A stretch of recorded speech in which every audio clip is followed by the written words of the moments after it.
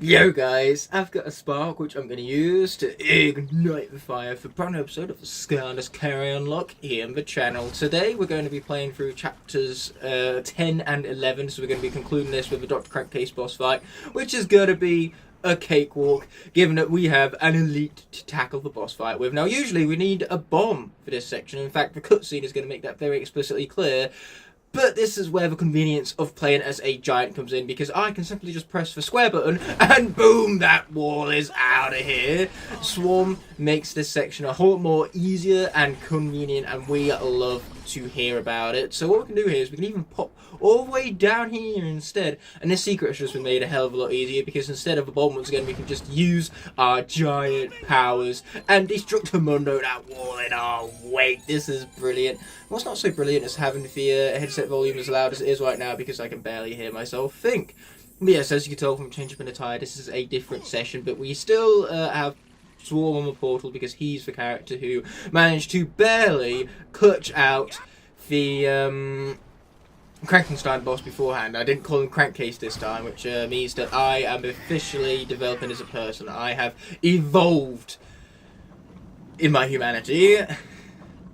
That's how you measure character development. It's, you know, how often you mistake Crankenstein for Crankcase.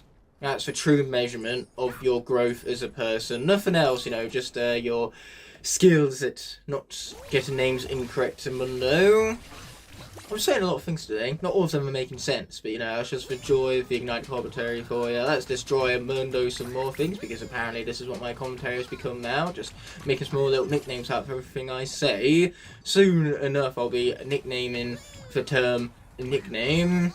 It'll be a Nicknam de Mundo, which would appear as though me nicknaming stuff just means adding a Mundo at the end of things, because apparently Mundo is just something that's really on my mind right now. And if you'd be thinking that, if you'd be noticing the pattern, you would be correct, Mundo. So, tech is stronger here, meaning no more swarms, so no more just destroying walls with the might of a button push, which is very depressing, but what's not so depressing is the fact that now I get to play as wind-up instead. We're going to be winding up some enemies with how obliterative we're going to be, that's for sure. Or should I say, for sure, Mundo. Yes, this isn't the last time tech will appear as the element of the area in this episode, because obviously there's a lot of tech sections in the Willikin Workshop as well, which we'll be playing directly after this episode, and those sections are going to be for trigger happy, because I have much more faith in a elite making it through the Crankcase boss fight than I do whatever the fuck this gameplay is. Like, why are you punching? I'm not charging a button, I am mashing. Can you not hear from my insane button mashing skills that this is clear and absolute button mashing? But at least with wind up, unlike Swarm, he at least still faces his enemies like he's supposed to. You know, it's not like Swarm where you can face an enemy and then for some reason he decides to turn around and face away from them.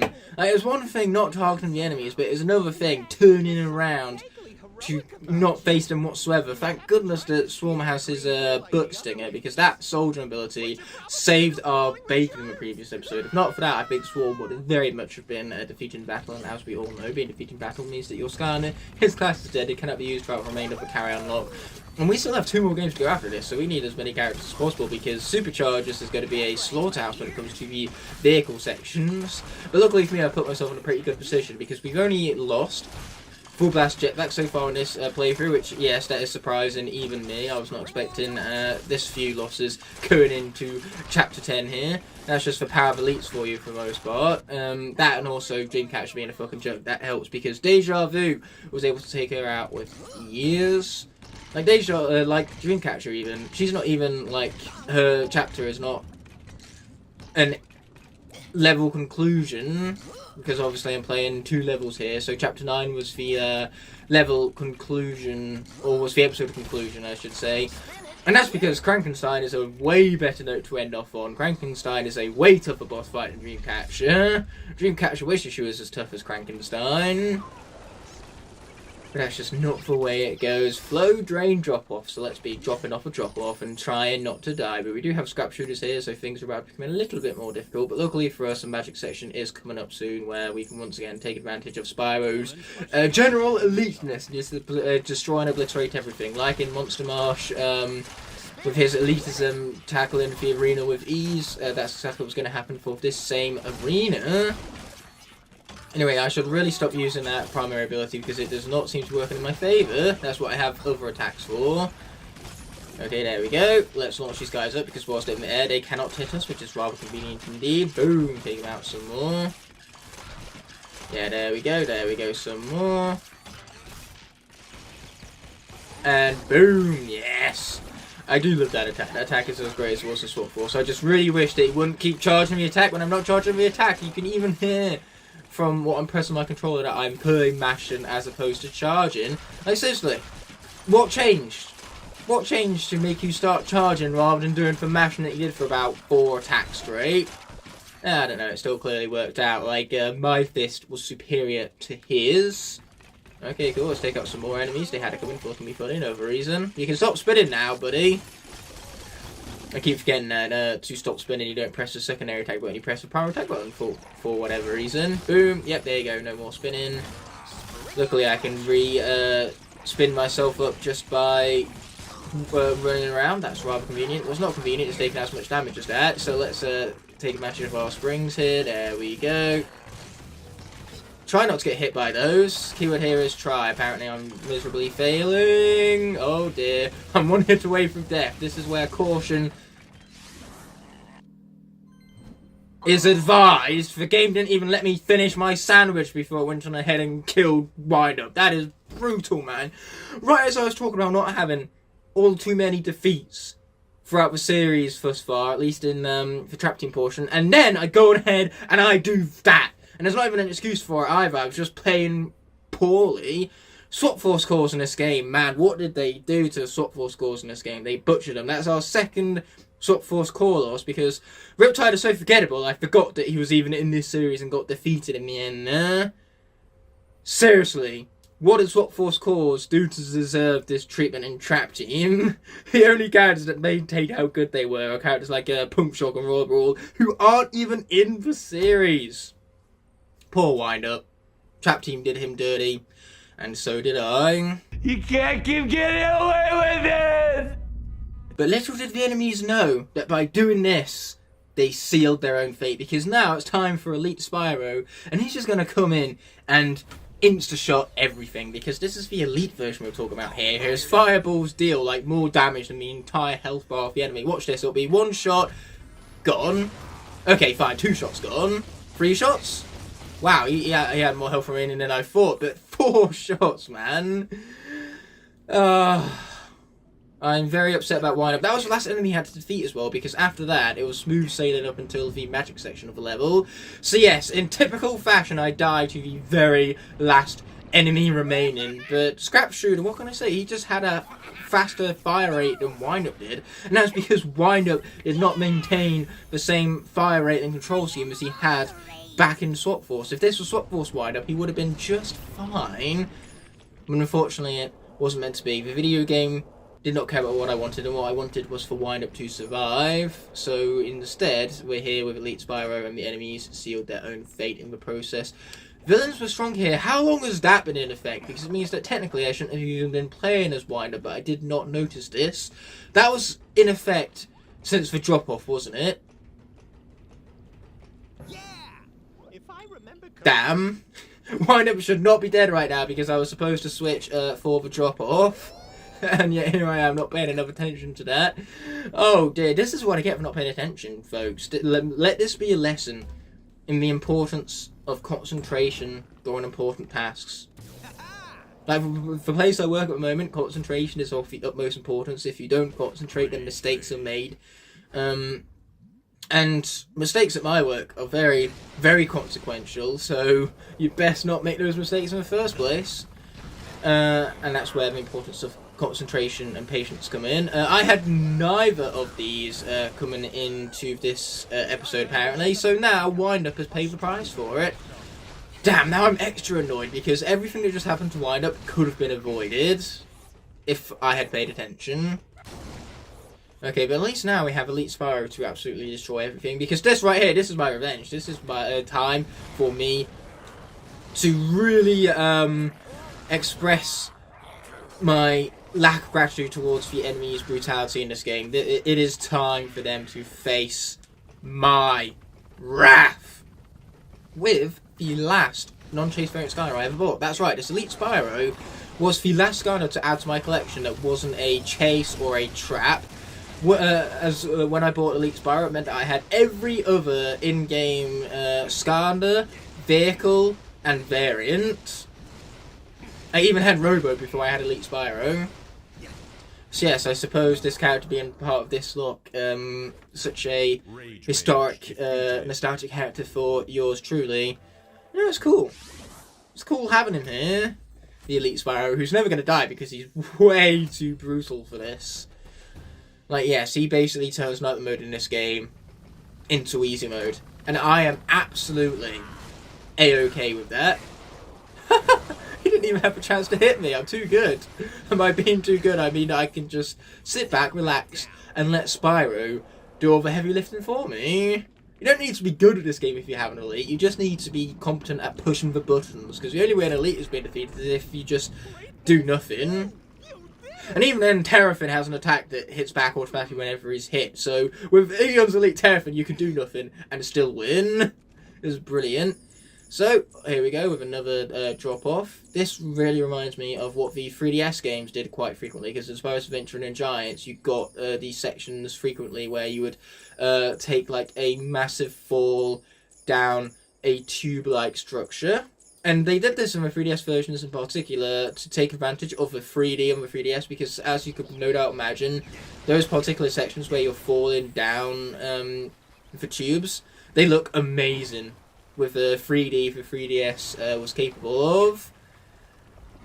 In fact, the Skylanders games had notoriously good 3D, much better so than a lot of other 3DS games. In fact, there are several 3DS games that didn't even have the 3D feature enabled. Of course, all of the Nintendo ones were capable of it, because Nintendo were going to push their gimmicks, much like how every single Nintendo game for the Wii was designed with motion controls in mind. And then I suppose you could pick a secondary option if you so chose. You know, Smash Brothers and Mario Kart, for example, you could use the best controller, the GameCube controller, which is still the best controller. Like, I still use the GameCube controller for Super Smash Bros. Ultimate. They gave you a special edition GameCube controller and GameCube adapter for Super Smash Bros. Ultimate, the Collector's Edition. They gave you that specifically knowing that the GameCube controller is the best controller of all time. Like, seriously, how is it that in over 20 years we haven't made a controller better than the GameCube controller? Xbox have tried, okay? The Xbox Series controller gets really close. Like, the Xbox Series controller is incredible. It's definitely the best, like, current-gen controller. But it still can't hold a candle to the GameCube controller. Trust me, I'll be using GameCube controller on my PlayStation 5 right now if I could. Would we be in the presence of a Skylander? Yes, you damn well could be, because this right here is what a Skylander looks like. Okay, so it's time for the arena. This is really going to take its time. This is going to be a juicy episode, actually, because chapters 10 and 11 are both some of the longer ones in this game.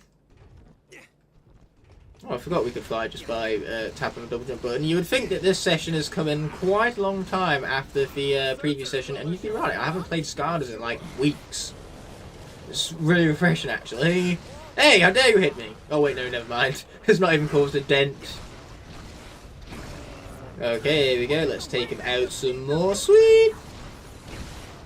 Oh, okay. You know, I might as well just stay still. There's no point in even avoiding enemy attacks, because there's no way that there's going to be enough enemies attack me in the first place to deplete my health to 0. My health is too high to begin with. Plus, there's oranges right there. The game has given me oranges when my health is over 2,000. And there's a nutritious orange slice at that. Man, the game has really thrown me a bone. Obviously, it feels bad for how it butchered Wind-Up's moveset in this game. It feels bad, so now it's kind of repenting. I hope that's the correct word for it. Okay, let's take him out. Die. Die. Die. There we go. That's more like it. Anyway, I'm very excited. I'm recording this session just a few hours before I'm going into town. and there's an exclusive weekend event, nationwide this is, where cinemas are replaying for the 15th anniversary Coraline. They have it in remastered 3D, so me and my sister are going to go watch it because it's one of our favourite childhood films.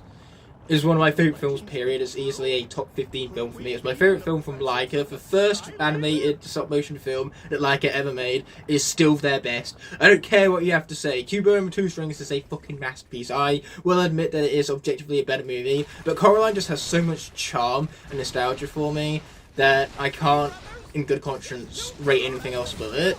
Not that came out of Leica anyway. And in terms of animated films, like the only animated films I like more than Coraline is Toy Story 3, The Incredibles, and How to Train Your Dragon 2. Like, Coraline is a top 5 all-time animated films for me, hands down. So I'm going to get to rewatch that in remastered 3D glory because the film is at its best in 3D. Coraline was designed with 3D. So yes, this is a great day. I get to play my favourite game of all time for a few hours, and then I get to go down to the cinema, hang out with my sister for a few hours, and watch one of the best films ever made in 3D. Okay, but for now I've got to worry about not dying, because Spyro dying here would certainly kind of taint the day a little bit, I'm not going to lie.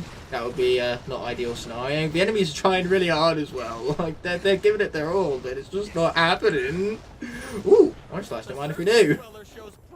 Well, all that damage we just took has instantly been nullified.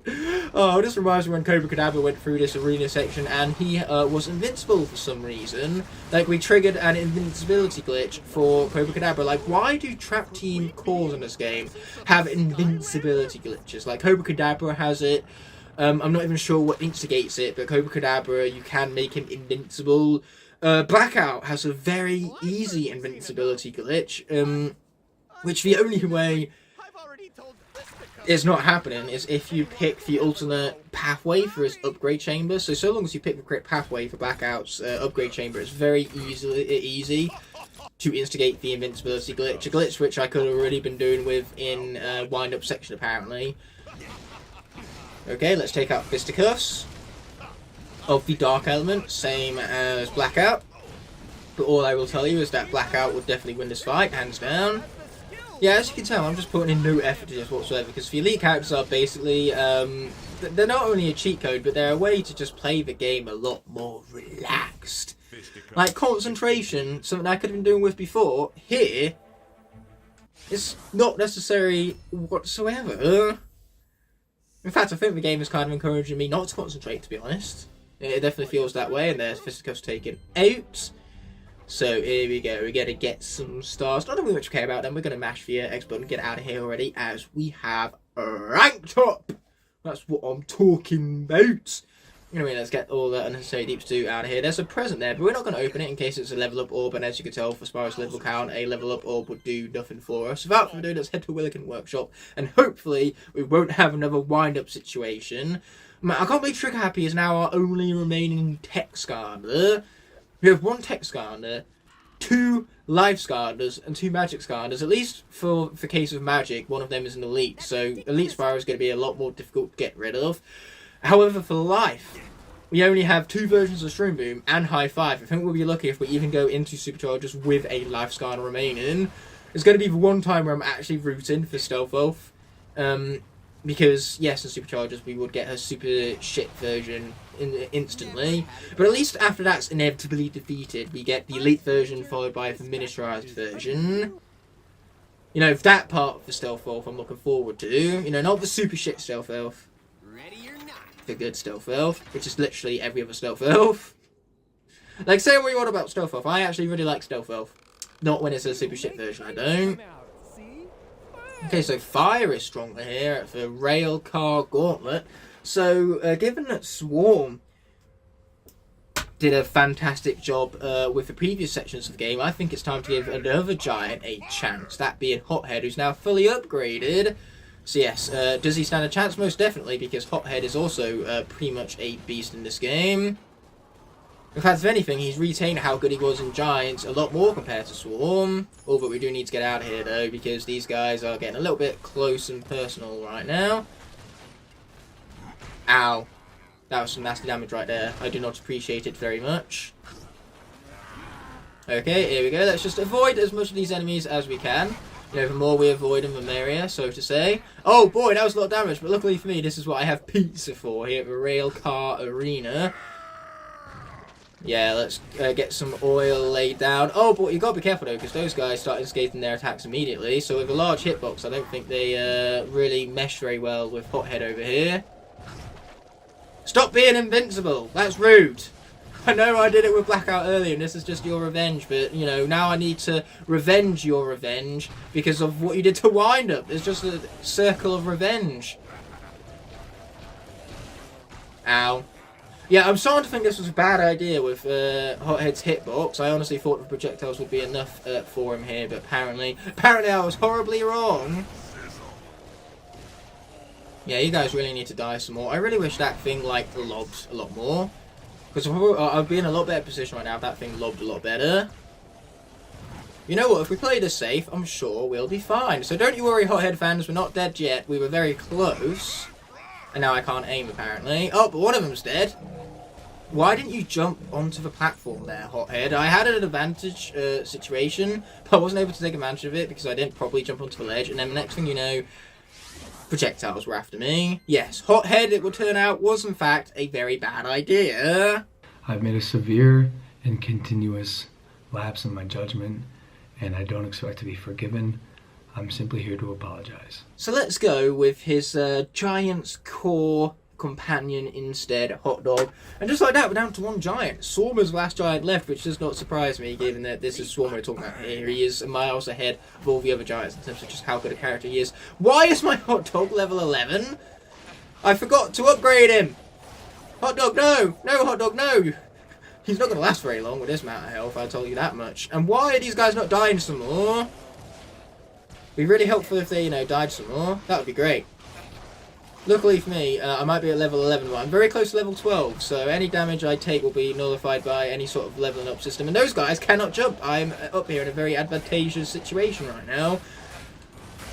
Not if I roll straight into him, that isn't. So take him out some more. Let's not do the combo because that is how I kill myself apparently. And just like that we can level up, so all the damage was just took us instantly been nullified. That we love to see. These guys on the other hand, not so much.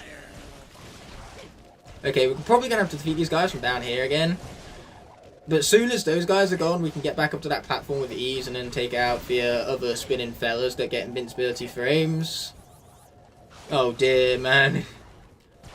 This is a very slow section with not good fire Skylanders. Maybe I should have just gone with my gut and stuck with Igknight, because Igknight can do no wrong. This is Igknight I'm talking about here. He is the incarnation of absolute obliteration.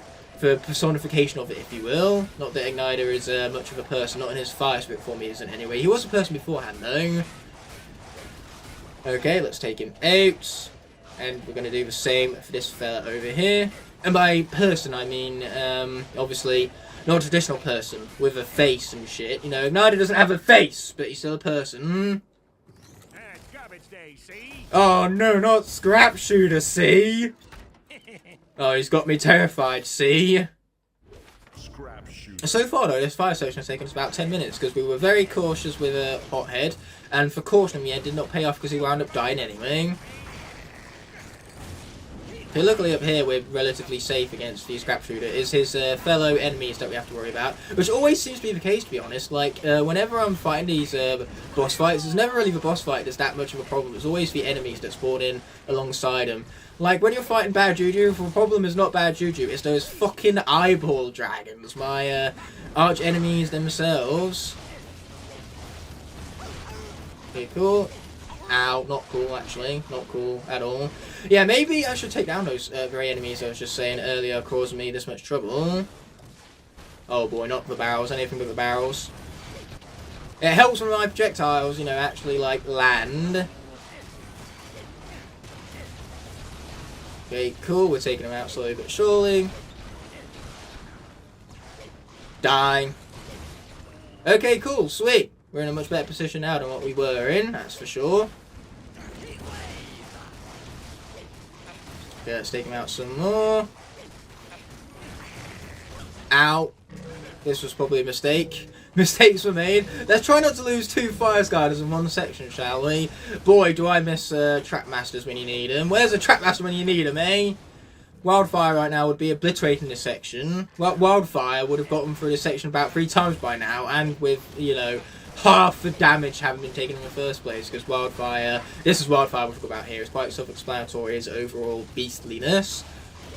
One more, snipe from downtown. There we go. We got there eventually, you know. We lost a character along the way, but we got there. That's the important thing. So we're not going to be trapped with Scrap Shooter here. No, siree, we're not. Next time, I'll eat your shoes. Oh, you heard that first here, folks. Next time, he'll eat your shoes. So watch out for the Shoe Eater Hot Dog. And boy, that stereotype really does come true. For anyone who has ever had a dog as a pet, you would know how much they love to eat shoes. My dog is not immune to this effect that shoes have on dogs. My dog sees a pair of trainers and she jets for them. I've never seen my dog move so quickly in her life. She loves eating shoes.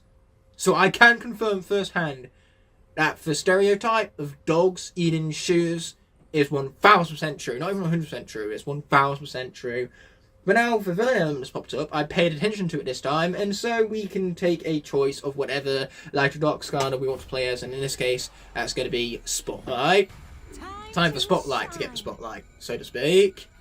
We were talking about Blackout earlier, I don't care who we were talking about, we're going to play as someone completely different to who we were talking about.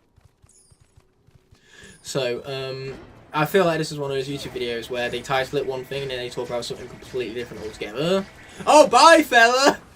That was an accident. A very happy accident, as you can tell from my overall happiness. Very happy accident indeed. Okay, more enemies for us to take out right now. Do I feel sorry for these enemies facing this absolute obliteration you see before you? No, actually. Not really, I don't. Okay, sweet, they're out of here too. That's what we love to see, we love to see it. Okay, let's get over to the other side of the tracks, because that's going to make it easier for us to traverse this section without getting hit by a train. Last thing we need to do is get run over by a train and lose Spotlight in that manner. We've already lost 2 characters this episode by either me playing stupidly or me just making bad decisions with which Skylanders I'm going to swap out for. Like, we could have used Hothead instead for his tankiness to take a couple of hits in the vehicle section of Superchargers. Like, that would have been a way better use of his character, sacrificing him to vehicle sections rather than using him here.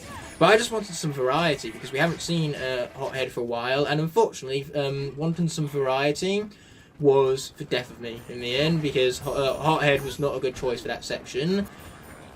The same goes for Wind Up and Riptide, but how boring would it be if I played the same characters over and over again? Like, I could have chose Trigger Happy for that section, absolutely obliterated it, but no, I wanted to make the video more entertaining, with some more variety and more characters featured. You know, I wanted to be fun for you guys.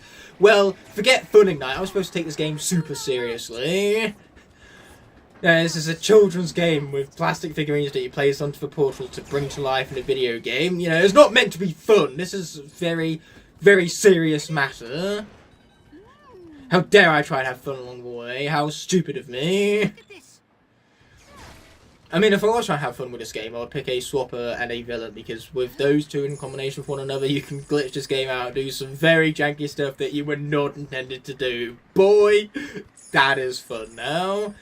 But, you know, that kind of goes against the rules. So, unfortunately, whilst I want to have fun, the rules dictate that I'm not allowed to have fun. That's what I'm saying. That's what I was saying earlier, that this is supposed to be taken seriously, and yet here I am trying to have fun. I'm not adhering to the rules, the very, very serious rules of the Locke, which are meant to be taken seriously. This is not fun. This is you think this is a game? This is not a game. This is war. Not for the faint of heart. Okay, cool, he's dead. You see what I mean? Death. Very common theme this episode, it seems. Okay, let's take him out. Boom! Rings to the face. Okay, cool. He's out of here. Gonna grab ourselves some treasure along the way, and then just ignore this guy. And ignore that guy. We're just going to ignore all of the guys right as tech comes up, so it's time for Elite Trigger Happy, our last remaining tech Skylander. Like, seriously, this is going to be boring, but I literally have no other choice in matter. There's no other Skylander I can swap out for that corresponds to the current element of the area. Oh, I didn't even know that I equipped Trick Happy with a minor hat. Okay, here we go. Let's take this fella out. Oh, but actually, no, that doesn't even matter. 300 damage against Elite Trick Happy, and not even a problemo. We do love ourselves some treasure, but a fun fact about Trick Happy is that originally in his gameplay, he was supposed to consume part of his treasure for his ammunition. So whenever you'd fire off a bullet, you'd lose treasure. So I'd be down to like 7,000 treasure by now just by firing off the primary attack button. But then the developers realised that this mechanic wasn't any fun, you know, spending money to fire off your bullets. So they removed it. Funny how you find out after playtesting that something isn't fun, you remove it from a game that is intended to be fun. Funny how that works.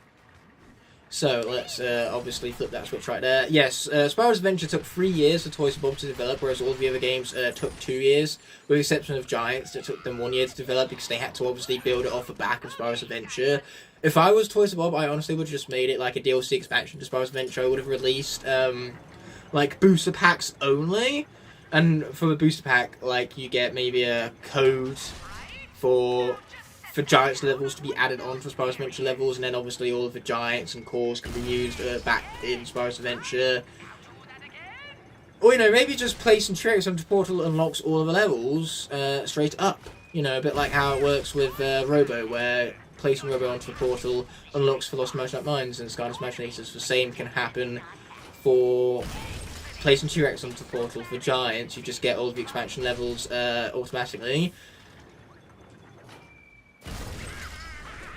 Because, yes, that's the thing. If Giants was given more time to cook for its development cycle, if it was given more than a year, so to speak, I'm sure we could have got 2 Giants per element and then 2 cores per element, rather than them having to rely on Series 2 and Light Core characters to kind of booster up the roster a little bit. And the reason why they had a lot more characters than Giants than what they did in Spyro's Adventure is that in Spyro's Adventure, they wasn't sure how successful the game was going to be.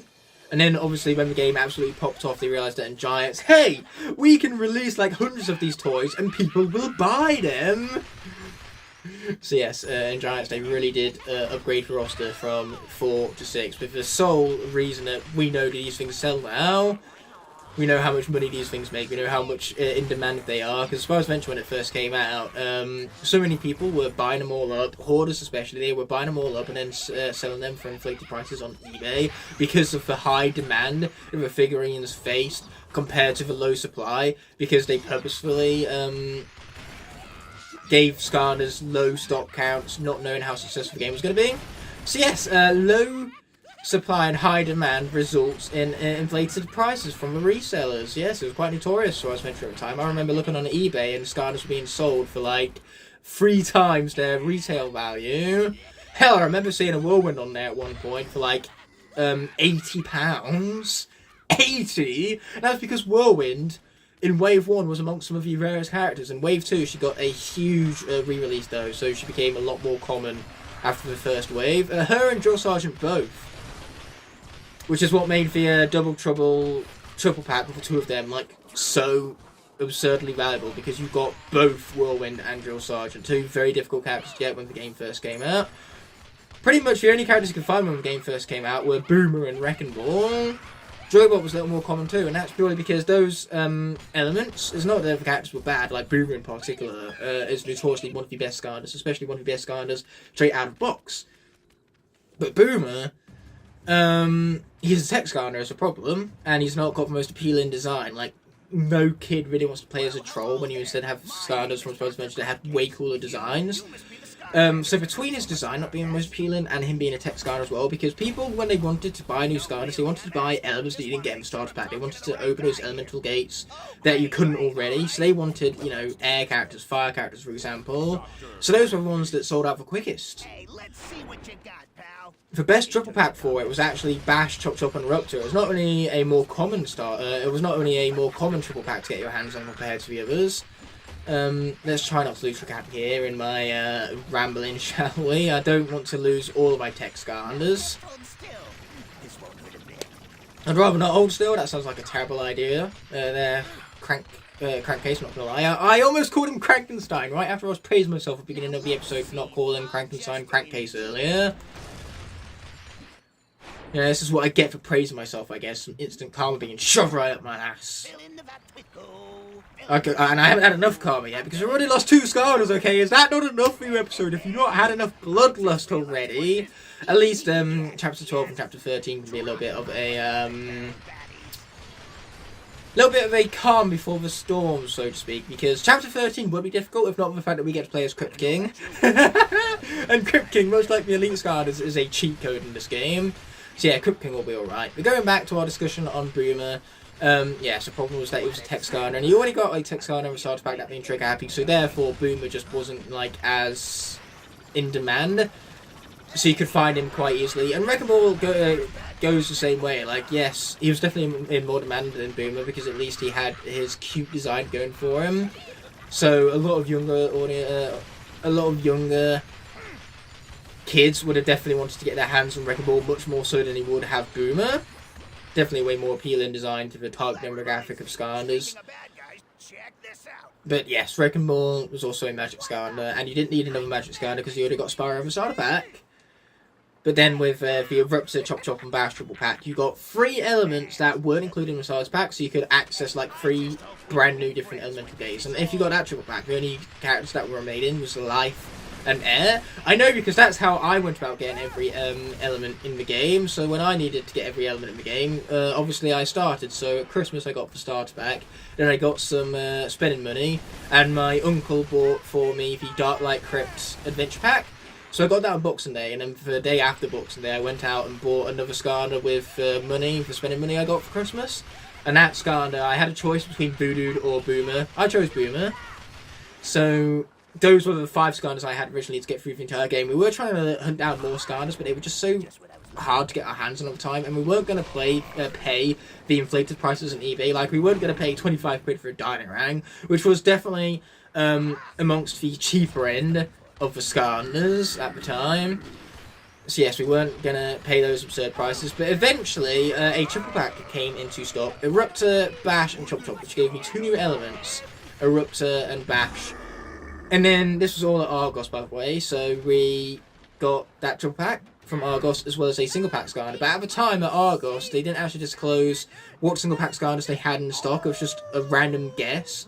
Like, you would order a single pack Skylander, and then they would just reserve whatever stock they had. So it was a random 1 single pack Skylander, no idea who it was. So we reserved that, and we reserved triple pack, and then my mum went and picked them both up whilst I was at school.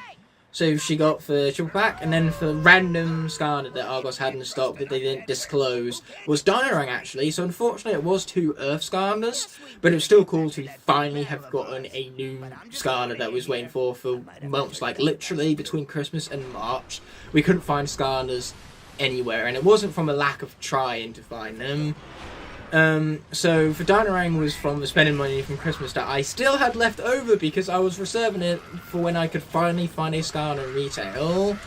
So obviously that is how I afforded Dynarang. And then for triple pack, my mum just bought for me because she knew how much I wanted it and how long and hard we were searching for them. So my mum didn't mind, for the sake of 20 quid, buying the triple pack. And bearing in mind that in 2011, £20 back then is worth closer to 35 now due to inflation. Like, inflation is insane. That £20 in value would have almost doubled by now.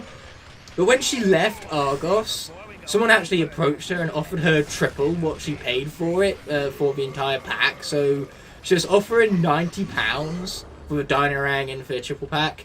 And my mum refused because she knew how much I wanted the figures. You know, she knew how important they were to me, and she didn't want to disappoint me. Isn't that just, you know, some love and dedication to one's children? Refusing £90 for something you paid 30 for. Like, that would have been a 60 quid profit. I would have took the deal. I would have been like, screw my kid. We need to feed the family here. So for the sake of 60 quid profit, my mum sacrificed that for the sake of my happiness. I was very happy with that at the time because it meant that I got my new Skylanders. So yeah, that woman could take her offer and shove it where the sun don't shine, so to speak. I don't know why I'm censoring myself. This is not a family-friendly channel here. So that woman could take her offer and shove it up her ass. But yes, obviously I came home from school that day. My mum picked up the Skylanders that we reserved on Argos. So I finally got that triple pack with new elements that could access new elemental gates, so I could no longer access only 4 elements. I now had access to 6 different elements. And the final 2 remaining elements, life and air. About 2 weeks later, my mum was able to get her hands on Stealth Wolf and Sonic Boom. So yes, in about April, so after 4 months after having got the game on the Nintendo Wii at Christmas of that year, I was finally able to access everything the game had to offer via all 8 elements, so to speak. But that is my path to the very first time I acquired all 8 Skylanders elements. I got that triple pack, Eruptor, Bash, and Chop Chop, and then I got a Life and Air Skylander as well to go with it. And that, my friends, is the easiest path to get to owning one of every single element in Spyro's Adventure. I know it's the easiest path for a fact because it's the path that I personally experienced, so to speak. But enough of all this rambling. The episode is coming to an end. Obviously, I'll see you next week. But until then, we have an outro to see us through. Thank you so much for watching through to the end of this video. I deeply appreciate every last one of you, since it's viewers such as yourself which make these videos possible, and I couldn't do it without all of your unwavering support. If you enjoyed what you just saw, you can click on screen now to watch either my most recent video or a video picked out specifically just for you. You can also access the entire playlist for the video you just watched. I'll be seeing you in the next video, but until that moment arises, peace!